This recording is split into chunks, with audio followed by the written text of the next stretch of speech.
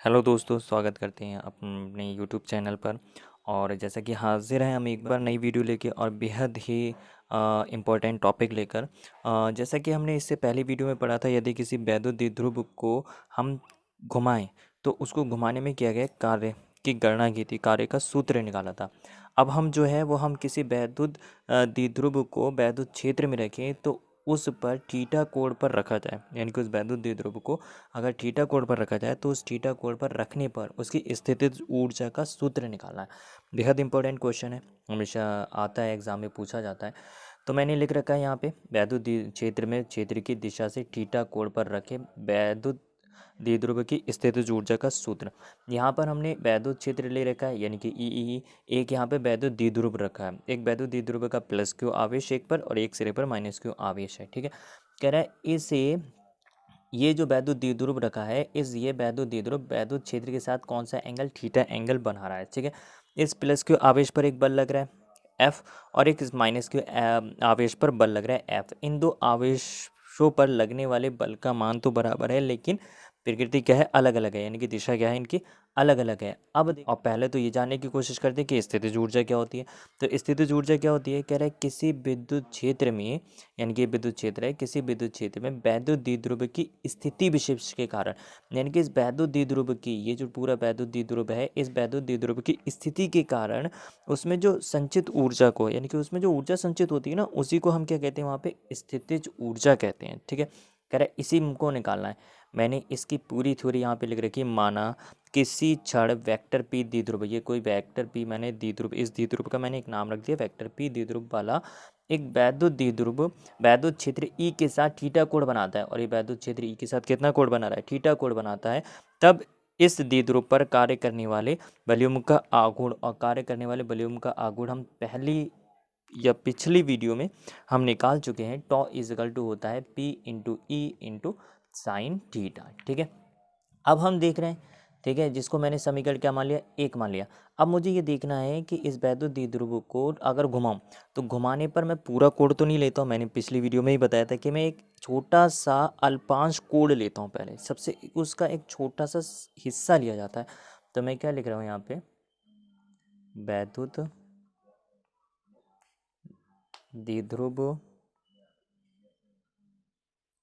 को D theta कोण, यानी कि अल्पांश कोण घुमाने पर किया गया कार्य निकालना है। तो किया गया कार्य मेरे पास क्या होता है, जब अल्पांश कोण ले रहा हूँ तो कार्य भी वो अल्पांश ही देगा, यानी कि छोटा सा कार्य देगा, जिसको मैंने क्या माना, डी डब्ल्यू माना। डी डब्ल्यू इजकल टू होता है टॉ इंटू डी थीटा, यानी कि बल गुणा विस्थापन। तो बल यहाँ पे जो लगेगा, बल बलयुग्म का आघूर्ण लगेगा। ठीक है, इंटू विस्थापन आ गया मेरे पास। अब मैं ले रहा हूँ, अब इसको पूरा घुमाने की कोशिश करते हैं। अतः यानी कि अब इसको, ये छोटा सा एरिया लिया था, अब इसको पूरा एरिया, यानी कि पूरा बड़ा कोण घुमाने की कोशिश करते हैं। यानी कि थीटा वन से, मान लीजिए सपोज दैट अब ये थीटा वन है, बाद में इसको घुमा दो तो कोण क्या हो जाएगा, थीटा टू। तो मैं क्या लिख रहा हूँ, वैद्युत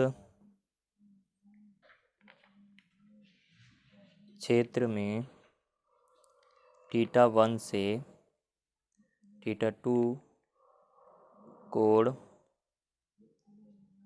घुमाने पर किया गया कार्य। सही है, तो किया गया कार्य निकालना है। तो किया गया कार्य को हम W से शो करते हैं, और जब हम छोटे से अल्पांश से कोण को जब बड़े कोण में कन्वर्ट कर रहे हैं, यानी कि अगर है एक अल्पांश से कार्य को बड़े कार्य में कन्वर्ट कर रहे हैं, तो वहाँ पे हम समाकलन यूज़ करते हैं। ठीक है, उस समाकलन की लिमिट होती है, यानी कि अगर हम थीटा वन से न्यूनतम सीमा, और हमने ये क्या लगा दी, मैक्सिमम सीमा, थीटा वन से हम कहाँ पे उसको थीटा टू लेके जा रहे हैं, तो कार्य क्या होगा मेरे पास, डी और डब्लू होगा। ठीक है, छोटे से कार्य को हम बड़ा करके दिखाना है। ठीक है, अब आगे क्या कह रहा है यहाँ पे, हमारे पास होता है W इजकल टू समाकलन थीटा वन से थीटा टू, डी डब्ल्यू का मान हमें दे रखा है टॉ इंटू डी थीटा। अब यहाँ पे W इजकल टू लिमिट मेरे पास ये रहेगी थीटा वन से थीटा टू, टॉ का मान मेरे पास ये दे रखा है P into E into sine theta, मैं यहाँ पे लगा दे रहा हूँ P into E into sine theta into D theta, मेरे पास ऐसे आ गया। ठीक है, यहाँ पर P इंटू ई एक कांस्टेंट है, जिसको बाहर ले लेते हैं, और ये जो समाकलन है वो साइन थीटा के साथ में आ जाएगा सिर्फ। तो W is equal to P into E, limit आ गई मेरे पास θ1 से θ2, और यहाँ पे क्या आ गया sine theta into D theta आ गया। ठीक है, मैंने अपनी पिछली वीडियो में भी इसका समाकलन करके बताया था, यदि हम साइन थीटा का समाकलन करते हैं तो साइन थीटा का समाकलन देता है माइनस का कॉस थीटा। ठीक है, वो माइनस का कॉस थीटा मैं यहाँ पे पुट कर दे रहा हूँ कि W is equal to P into E, इसका समाकलन करा तो समाकलन करने पर साइन थीटा का क्या आया माइनस का कॉस थीटा, और एक लिमिट लग गई मेरे पास θ2 से लेके θ1। ठीक है, अब इसको और आगे सॉल्व करते हैं तो W इजकल टू क्या हो जाएगा P into E into minus का कॉस θ2। ठीक है, फिर माइनस आता है, मगर माइनस ऑलरेडी है तो माइनस माइनस प्लस का क्या होता है कॉस θ1 होता है। ठीक है, ये समाकलन में यूज़ किया जाता है फॉर्मूला, जब समाकलन की लिमिट दे रखी हो, यानी कि x पे लिमिट दे रखी है, मान लीजिए t दे रखी है और एक y दे रखी है, तो एक इसका फॉर्मूला होता है पहले x की जगह t पुट किया माइनस, फिर x की जगह क्या y पुट किया। ऐसी तरीके से कॉस थीटा की जगह मैंने θ2 यूज़ किया, फिर माइनस, मगर माइनस ही आता और माइनस ऑलरेडी है तो माइनस माइनस प्लस कॉस θ1 आया। ठीक है, इसी चीज़ को, ये रफली था आप लोगों को समझाने के लिए, इसी चीज़ को अब मैं और आगे लिख लेता हूँ। W is equal to P into E, यहाँ पे कॉस θ1 मेरे पास पहले आ जाएगा, प्लस का माइनस का मैंने क्या ले लिया कॉस θ2 ले लिया। ठीक है, ये तो मेरे पास निकल कर आया कार्य। ठीक है, अब ये कार्य जो निकल कर आया, ये तो कार्य निकल कर आया, यानी कि हम दो बिंदु के बीच या किसी, यानी कि अगर हम किसी द्विध्रुव को वैद्युत क्षेत्र में रखें तो उस वैद्युत क्षेत्र में क्या क्या कार्य हमारे पास ये आ जाएगा। ठीक है, W बराबर P इंटू ई कॉस θ1 और माइनस का कॉस θ2 आ गया। ठीक है, क्या कर रहा हूँ अब मैं, क्या कर रहा हूँ W इज इक्वल टू, मैं इसका माइनस ही बाहर ले रहा हूँ। जब मैं माइनस बाहर लेता हूँ, मैं यहाँ से माइनस ही बाहर निकाल ले रहा हूँ, P into E into minus का बाहर निकाल लिया, तो ये कॉस θ2 जो माइनस का था वो प्लस का हो जाएगा, और जो प्लस का कॉस θ1 था वो कॉस θ1 का हो गया माइनस का हो गया, यानी कि सेम ऊपर वाला। ठीक है, तो W इजकल टू मुझे पूरा क्या मिलेगा, तो W इजकल टू मुझे पूरा क्या मिलेगा माइनस का P इंटू ई और इंटू कॉस θ2 माइनस का कॉस θ1 आ गया। ठीक है, अब इसी स्थिति को, ये वाली जो स्थिति निकल कर आई मेरे पास, W इजकल टू माइनस का P into E cos θ2 minus का कॉस θ1। ठीक है, अब मानक स्थिति के लिए हम देख ले रहे हैं। ठीक है, मानक स्थिति यानी कि स्टैंडर्ड स्थिति के लिए हम क्या मानते हैं, हम θ1 जो है वो π/2 यानी कि 90 डिग्री, व θ2 थीटा के लिए किया गया, क्या निकालना है कार्य निकालना है। ठीक है, मानक स्थिति के लिए हम वहाँ पर θ1 जो मानते हैं, मान लीजिए यहाँ पे मैंने इसी पिछली वीडियो में समझाया कि θ1 था, अब दूसरा दोबारा ये द्विध्रुव को घुमाते तो वो θ2 होता, तो θ1 जो है वो मानक स्थिति के लिए क्या होगा मेरे पास, θ1 इज इक्वल टू π/2 और वह θ2 इज इक्वल टू थीटा के लिए किया गया कार्य। इस मान को मैं यहाँ पे समीकरण में पुट करता हूँ, इसे समीकरण मान लिया मैंने 2। ठीक है, कार्य समीकरण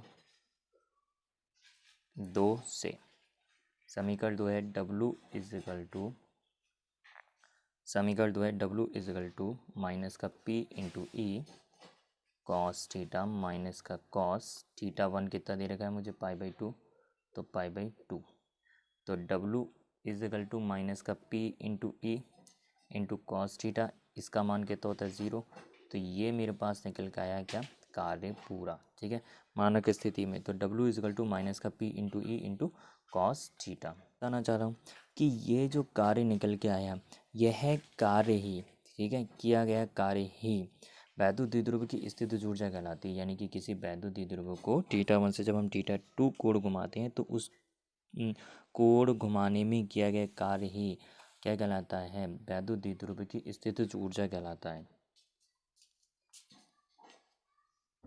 यही गया